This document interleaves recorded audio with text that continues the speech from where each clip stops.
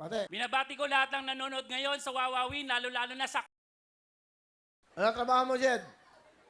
Dati akong merchandiser paring Will, pero ngayon, pahinga muna ako paring Will. Nagsasideline ako ng pagdodrawing. May anak? May anak po, isa.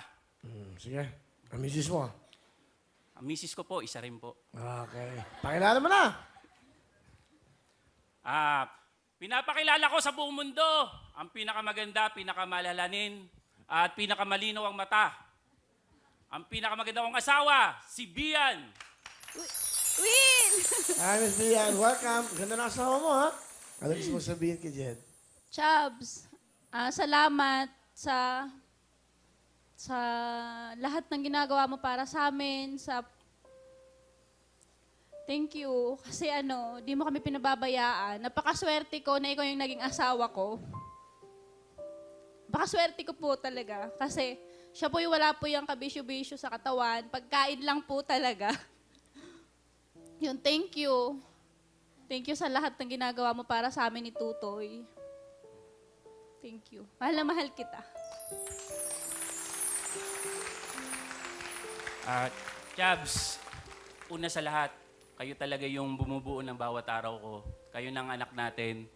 Kung ano man yung mga paghihirap natin ngayon, ako nang bahala dun, huwag mo nang isipin doon. Alam ko marami ka nang iniisip sa pamilya mo. Hayaan mo ako na lang. Mahal na mahal din kita, Chabs. Thank you. All right. Okay, Jed, the floor is yours. Narito po tayo sa bulwagan ng Wawawin. Narito na ang iba't ibang narito na ang iba't ibang tinig ng mga kilalang personalidad sa industriya at showbiz. Ito po ang 24 oras. Mike Enriquez. Magandang gabi po sa inyo lahat mga kapuso. Ito po walang kinikiligan, walang pinapatagdahan. Serbisyong totoo lamang po, no? At dahil hindi po natutulog ang balita, nakatulog po tayo 24. Excuse me po. Siyempre, nandyan din po si... Ray Langit. Tuloy-tuloy lang po tayo sa panonood ng ating pong paboritong programa. Wala pong iba kundi niya mga Wawawin. Ito po ang inyong lingkod at kasangga, paring Ray Langit. At siyempre, nandyan din po si Erap Estrada. Ako po natutuwa. Sapagkat ako po nagagalak.